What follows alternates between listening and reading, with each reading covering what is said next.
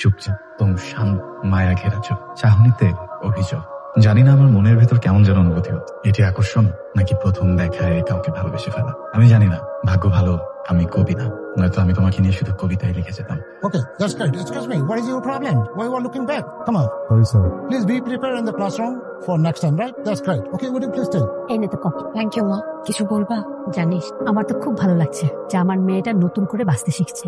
জানো মা, জীবনে চলার পথে আমাদেরকে প্রতিনিয়ত বিভিন্ন ধরনের যুদ্ধ ফেস করতে হয়। এই যুদ্ধে আমরা সবসময় জিততে চাই, কিন্তু সবসময় জেতা তো সম্ভব হয় না, তাই না? অতীত নিয়ে এত ভাবিস না তো। অতীত নিয়ে ভাবি না মা, অতীতের চেয়ে বেশি দরকার ভবিষ্যৎ নিয়ে ভাবা। সবার ভালোর জন্য, তোমাদের ভালোর জন্য, আমার নিজের ভালোর জন্য। কিন্তু কি হয় মা জানো, অতীতের বিভীষিকাময় ঘটনাগুলো মনে পড়লে কেমন যেন লাগে। শরীরের বিভিন্ন জায়গায় ক্ষত চিহ্ন দেখলে শরীরের ভেতর না শিউরে ওঠে মা। সেজন্যই তো সব সময় একটা অপরাধ করে করে খায় বাবা মা হিসেবে আমরা তো পরাজয়। High, hello. হাই, আমি একটু রিয়নকে খুঁজছিলাম। রিয়নকে? কেন আপু? না, আসলে আমাদের একটা অ্যাসাইনমেন্ট করার কথা ছিল একসাথে। কে? আচ্ছা আপু, আমি রিয়নকে বলে দিব। ওর কি কোনো নাম্বার দেওয়া যায় আমাকে? পেয়েছেন? ওকে। জীবনটা এমন হলো কেন? আমি তো এমনটা চাই না। স্বপ্নগুলো এমন হলো কেন? আরে বাড়িটা ভেঙে যায়, ইচ্ছেগুলো দেখা হারায়, স্মৃতিগুলো আমাকে প্রতিটা রাত খাদা। আজ আমি মিথ্যা অভিনয় করে যাচ্ছি শুধুমাত্র ভালো থাকার জন্য। কিন্তু এভাবে কি ভালো থাকা যায়? হ্যালো, বলো। আচ্ছা, সাজিন বললো তুমি আমার নাম্বার খুঁজছিলে। আর আচ্ছা, কথা না, আচ্ছা স্ট্রিমি কোথায় আসি? কালকে কি ক্লাসে যাচ্ছ? হ্যাঁ যাচ্ছি। তোমার ক্লাস নেই? আমি গ্রুপে শুনলাম যে সবগুলো ক্লাস পোস্টপোন হয়েছে। ও তাই? ওকে, আমি এখনই দেখছি। এক কাজ করি, মিস নাবি, আমরা ক্যাম্পাসে যদি সুযোগ না হয়, যেহেতু সবকিছু বন্ধ, আমরা বাইরে একটা গ্রুপ প্লেস আছে যেখানে আমরা অ্যাসাইনমেন্ট করতে পারি। ওকে, আমি সময় মতো চলে আসবো। ওকে, সি ইউ টুমরো। জায়গাটা খুব সুন্দর, কিন্তু এই জায়গাটাকে অ্যাসাইনমেন্টের জন্য পারফেক্ট। সত্যি কথা বলবো? বলো। পড়াশোনার জন্য এই জায়গাটা একদমই ঠিক না। ইরা, আমি কি তোমাকে জানতে পারি? আমি আমাকে ততক্ষণ বুঝতে দিই না যতক্ষণ না আমি বোঝাতে চাই। তুমি আমাকে যতটুকু চেনো বা জানো সেটা তোমার ভ্রম হতে পারে। তার মানে আমি যা তোমাকে দেখি আর তুমি তোমাকে যা ধারণ করো দুটো এক না, তাই তো? তাই। আমরা তো তাহলে ভালো বন্ধু হতে পারবো। আমার মনে হয় আমরা কখনো ভালো বন্ধু হতে পারবো না। কেন? তুমি স্মার্ট, বড় বাবার ছেলে, গাড়ি হাঁকি ইউনিভার্সিটি আসো, এক্সট্রোভার্ট, আর আমি তোমার চেয়ে বয়সে একটু বড় হতে পারি। এসব কথা সাজিনকে বলো, আমাকে না। সাজিন তোমার ইনস্টিটিউটে ছোট হয়েছিল, আমি না। ওই গানটা শুনেছো? কোনটা? আজ মন ভালো, আজ বলবো না, অন্য কোনো দিন। অ্যাসাইনমেন্ট গতকাল রাতেই হয়ে গেছে। হোয়াটসঅ্যাপ চেক করো। কখন করলা? আমি তো বড় লোকের ছেলে, গাড়ি হাঁকিয়ে বেড়াই। এই হাঁকানোর মাঝে মাঝে সাধারণ মানুষের মতো কিছু কাজ। ভালো, ধন্যবাদ। বড় যদি কখনো আমার কথা ভুলে যাও, ইচ্ছে করে এটা ধরো, ধরো। যদি আমার তোমাকে কখনো ভুলে যেতে ইচ্ছা করে তখন চেয়ে নেবো। তার মানে গিফট রিজেক্ট করে নেই। সুন্দর। কি হলো? কিছু না। কিছু তো একটা হয়েছে না? ইরা, বলো তো একাকিত্বের মানে কি? একাকিত্বের মানে হলো সবার থেকে আলাদা থাকা, একা একা থাকা, এমন কিছু না। হয়নি। একাকিত্ব মানে বোবা হয়ে যাবে। ধরো তোমার অনেক কষ্ট, অনেক ব্যথা, তারপর পর্যন্ত এটা একাকিত্ব। মানুষ বলে কি জানো? মানুষ বলে বন্ধুদের সাথে সব শেয়ার করেছেন, কিন্তু আমার মনে হয় অচেনা মানুষের সাথে আরো বেশি শেয়ার করেছেন। ইরা, আজকের দিনে আমার মা বাবার ডিভোর্স হয়েছে। এরপরে মা আমাদের ছেড়ে ইউএসএ চলে যান, নতুন বিয়ে, কিডস। মার সাথে এরপর কখনো যোগাযোগ হয়নি। বাবা করতে দেননি। বাবার সাথে থাকি, ছোট একটা বোনও আছে এখন। গত বছর ও চলে গেছে কানাডাতে। আমি ওনার নিজের মতো একটা দুনিয়া গুছিয়ে নিয়েছি। বাবার সাথে থাকি না, আলাদা থাকি। কেন বাবার সাথে থাকো না কেন? আমার বাবা আবার বিয়ে করতে চান। তো এটা কি খুব অস্বাভাবিক? তুমি বুঝবে না। আমি হয়তো বুঝবো না, কিন্তু তুমি কি কখনো বুঝতে চেয়েছো তোমার বাবা হয়তো এতদিন একা থাকতে থাকতে একাকিত্বটা আর মেনে নিতে পারছে না? একাকিত্ব অনেক যন্ত্রণা নিয়ে। সেটা আমার থেকে ভালো কি বোঝে বল?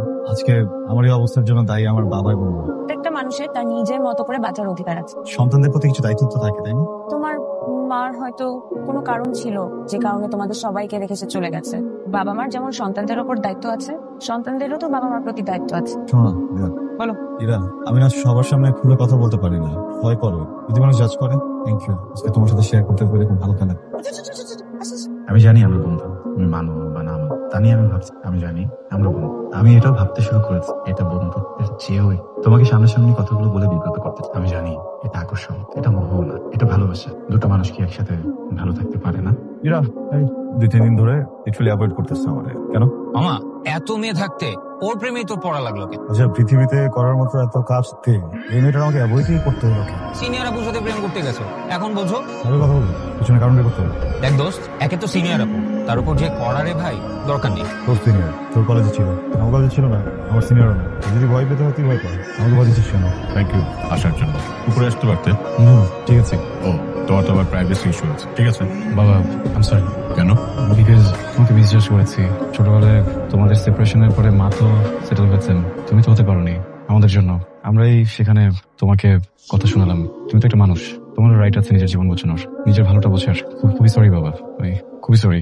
আমরা তোমাদেরকে একটা সুন্দর শৈশব দিতে পারিনি। তোমার মা এবং আমার দুজনেই প্রচন্ড জেদ। আমাদের জেদের কারণে তোমাদের মধ্যে যেটা ঘৃণা জন্মাচ্ছে সেটা বুঝতে পারিনি। বাবা তুমি যদি কিছু না মনে করো, একটু পারমিশন দিলে মাকে একটা ফোন দিতাম। মানে খুব ইচ্ছে করে বুঝছো, একটাবার একটু ভয়েসটা শুনলেও হয়তো বা ভালো হতো। প্লিজ একটা ফোন দিই। তোমাকে একটা কথা বলা হয়নি, কিভাবে বলবো সেটা বুঝতে পারছি না। নিজেকে অনেক অপরাধী লাগছে। আমি জানি না আমি ক্ষমা পাবো কিনা। তোমার মা ক্যান্সার পেশেন্ট ছিলেন, আজ সকালে সে মারা গেছে। আমি সরি। তোর রুমে বাতি জ্বলছিল, তাই তোর বাবা আমাকে পাঠালো। তোর কিছু হয়েছে কিনা দেখ। বাবা ঘুমিয়ে যাবো না, মা, বাবা তো বলো অনিয়ম না। তোর বাবা তো প্রতিনিয়ত নিজেকে দোষ দিয়ে যাচ্ছে। তোর জীবন, তোর আনন্দকে সে খুন করেছে, মাটি চাপা দিয়েছে।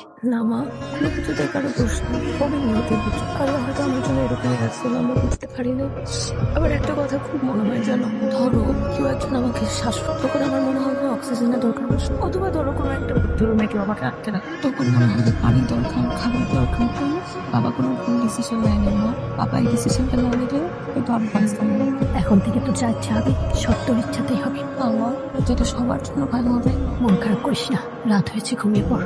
সকালে কাজ আছে না, ঘুমা, আমি গেলাম। ইরা একটু কথা বলতাম, প্লিজ। উঠতে হবে না, 2 মিনিট কথা বলবো। এই তো একটু শর্ত, আমি বলো। সমস্যা? কোনো সমস্যা নাই। আমি কোনো ভুল করেছি? কিচ্ছু করো নাই। অ্যাভয়েড করছো কেন? কখন অ্যাভয়েড করলাম? দেখো, আমরা দুটো মানুষই ম্যাচিওর, চোখ লুকানোর বা কথা লুকানোর কিছু নেই। এদের জন্য অনেক। দেখো, মানুষ আবেগপ্রবণ হবে, এটা তো স্বাভাবিক, তাই না? মানুষ আবেগপ্রবণ হবে, এটা খুবই স্বাভাবিক, কিন্তু আমি আমার আবেগকে মেরে পুঁতে ফেলেছি।